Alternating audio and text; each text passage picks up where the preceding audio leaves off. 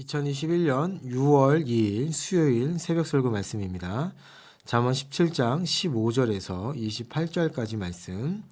피해야 할 어리석은 행동, 피해야 할 어리석은 행동이란 제목으로 오늘 말씀을 보도록 하겠습니다.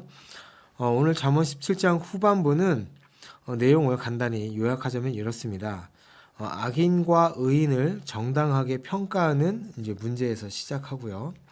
이후에 지혜를 배우려 하지 않는 미련한 사람들에서 말씀하고 있고, 다음에 친구와 형제 관계의 중요성, 지혜가 부족한 사람의 특징에 대해서 말씀하고 있고, 다툼을 좋아하는 자에 대해서, 그리고 미련한 아들을 둔 아버지의 근심에 대해서, 그리고 뇌물을 받는 의인, 그리고 의인을 처벌하는 부당성을 오늘 경고하고 있습니다. 그리고 마지막으로는 이제 말절제와 침묵의 가치를 역설하면서 명철한 자의 지성적인 성품이 무엇인지를 이제 말씀하는 내용입니다. 잠언은 한 절 한 절이 다 교훈이기 때문에 이렇다 할 주제를 정할 수가 없어서 한 절 한 절 살펴보면서 저희가 말씀을 나누도록 하겠습니다. 15절 말씀을 보시면 재판에서의 의도적인 오판에 대한 경고를 하고 있습니다. 정의가 무엇입니까? 정의는 악한 사람을 악하다 하고 의로운 사람을 의롭다고 선언하는 것이 정의입니다. 이것이 올바른 재판으로 나타나야 되죠. 그러나 이 재판을 뒤집어 버립니다. 그것은 이 재판을 하는 재판관이나 지도자의 욕심이 그 재판 안에 들어가기 때문에 나타난 결과이죠. 이러한 재판을 하나님께서는 가증히 여기신다고 말씀합니다. 가증히 여기신다라는 것은 여호와 앞에 큰 죄가 된다는 의미입니다. 재판에서 정의가 무너진 사회는 그 토대가 완전히 무너진 사회라고 할 수 있습니다. 그리고 나서 이제 16절 미련한 자의 미련함을 강조하려는 은유적 표현을 사용하죠. 미련한 자는 워낙 무식해서 지혜를 돈으로 사고 팔 수 있는 물건으로 오해한다는 것입니다. 이것을 다르게 해석하면 이렇습니다. 미련한 자는 지혜를 사려고 하는 것 같지만 마음이 없다라는 것이죠. 그러니까 미련한 사람의 손에 돈이 있은들 배울 마음이 없으니 어찌 지혜를 얻겠느냐라는 말씀입니다. 그리고 친구와 형제의 역할에 대한 잠언을 17절에 말씀하죠. 이상적인 친구의 관계는 사랑이 끊이지 않는 관계이고, 반면 핏줄로 연결된 형제 사이의 가장 이상적인 관계는 역경의 때를 이겨낼수록 돕는 그런 관계이다라고 말씀합니다. 그러면서 가까운 사이에 다툼이 발생할 가장 큰 위험 요소가 무엇인지 이제 18절에 얘기하는데요. 바로 돈입니다. 지혜 없는 자는 돈의 유용함과 위험함을 잘 알지 못합니다. 구별하지 못합니다. 그래서 친구를 위해서 보증서기를 좋아합니다. 결말은 어떻습니까? 돈도 잃고 친구도 잃는 그런 결과를 얻게 되죠. 잠언은 남에게 보증서는 어리석음을 계속해서 강조하고 있습니다. 가족이나 친구의 어려움을 돕는 구제 행위는 하되, 그러나 반드시 되돌려 받음을 전제로 하는 보증은 피하는 것이 지혜다라고 말씀합니다.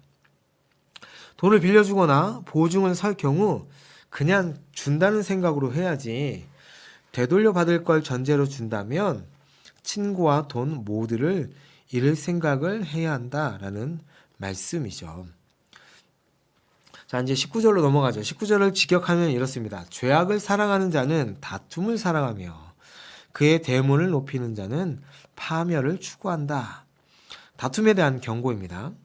다툼을 좋아하는 사람은 스스로 자기 집 문을 높이 쌓는 것과 같다. 왜냐하면 아무도 그 사람을 좋아하지 않아 소외되기 때문입니다. 이웃과의 담을 쌓게 되면 결국은 어떻게 되죠? 파멸의 길을 가게 된다라고 말씀하는 것입니다. 마음이 굳고 혀가 패역한 자가 맞이할 결과는 재앙이다. 마음이 굽으면 그 혀도 굽게 되어 있습니다. 미련한 사람은 재난을 피할 수 없다라고 말씀하고 있고요. 이렇게 미련한 자를 둔 부모는 21절이죠. 그 부모의 마음을 잘 표현하는데 근심을 갖게 된다. 자식이 미련하면 부모는 마음의 근심으로 인하여 얼굴에 웃음을 잃어버리죠. 왜냐하면 삶 자체에 낙이 없기 때문입니다. 반대로 생각하면 그 자녀가 이 부모의 큰 기쁨이 되고 낙이 된다는 말씀이기도 합니다. 자, 22절은 14절에 나왔던 말씀과 같습니다. 마음이 평안하면, 14절이 아니고 14장입니다. 마음이 평안하면 다른 약은 필요가 없습니다. 그렇죠? 기쁘고 마음이 평안하면 몸도 건강해지는 게 사실입니다. 그러나 그 마음에 미움과 질투, 시기, 근심이 있게 되면 그 어떤 약도 들지 않습니다. 그 마음이 너희들이 항상 평안하도록 가져라 라는 말씀을 하고 계시고요. 그리고 23절에 8절에서 뇌물을 주는 사람의 입장에서 보면 뇌물은 모든 것을 이루는 마술과 같다라고 말씀했습니다. 그러니까 17장 8절입니다. 그러나 거기에는 위험이 있죠. 뇌물은 정의를 왜곡시켜 불공정한 재판이 되게 합니다. 15절의 말씀과 일맥상통하는 말씀입니다. 아주 위험합니다. 왜냐하면 하나님께서 가증히 여기시는 것이기 때문에 그렇습니다.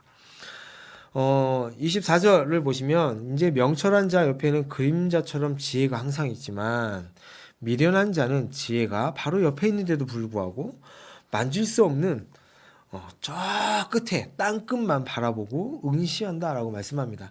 바로 가까이 있는데도 불구하고 저 멀리 있는 것만 잡으려고 쫓아간다는 미련한 자는 그런 자다라고 말씀하고 있습니다. 또 이제 미련한 아들에 대해서도 다시 반복을 하는데요. 미련한 아들은 아비의 근심이 된다. 이 근심이라는 단어가 속을 태워 흥분시키는 노여움이나 격분을 뜻합니다. 그러니까 부모를 노엽게 하고 격분을 일으킨다는 말씀이죠.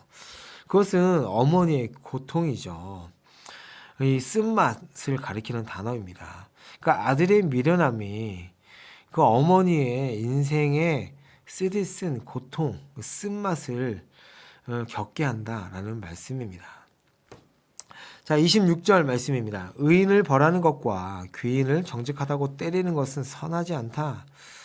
이 둘 다 재판에서의 형벌을 뜻합니다. 이 구절은 통탄스러운 일이 일어나는 사악한 아주 그 재판과 그 사회의 표본을 제시하는 말씀입니다. 자, 이제 그리고 이제 마지막으로 27절과 28절 말씀인데요. 넘치지 않는 말의 가치를 말씀합니다. 말을 아끼는 자는 지식이 있다. 말을 아끼는 자는 지식을 깨우친 자다. 사물에 대한 암과 깨달음을 얻은 사람은 말을 절제한다. 라는 이런 말씀입니다. 또 성품이 냉철한 자가 명철하다라는 말씀도 하고 있고요. 그러니까 정신이 냉철하고 마음이 침착한 사람이 명철한 사람이다라고 말씀합니다. 마지막으로 미련한 자에 대한 충고를 28절에 하고 있고요. 미련한 자에게는 침묵이 지혜다라는 충고를 하면서 오늘 말씀을 마치고 있습니다. 오늘 본문을 보면서 저희가 피해야 할 몇 가지를 한번 생각해 봤으면 좋겠습니다. 그러니까 피해야 할 미련한 자의 행동이죠. 첫 번째는 뇌물입니다. 뇌물. 모든 일에 있어서 뇌물이 통하던 시대가 있었습니다. 제가 20대 때만 해도 교통 위반을 했을 때 이렇게 10,000원을 그 신분증 밑에 운전면허증이죠. 운전면허증 밑에 이 10,000원짜리를 같이 넣어주면 경찰이 그걸 받고 그냥 보내주는 일이 있었습니다. 저도 받고 제가 옆에서 그렇게 하는 것도 봤고요. 관공서에서도 심지어 이제 학교에서도 촌지라는 이름으로 많은 것을 주고 받는 일이 있었습니다. 이제는 그 뇌물을 받지 못하게 하기 위해서 김영란법이라는 것이 생기기도 했죠. 이제 많은 부분이 제대로 되어가고 있다고 하지만 여전히 이 법을 악용해서 이 재판을 굽게 하는 일들이 많습니다. 그런데 하나님께서 이거를 너무너무 가증히 여긴다는 것입니다.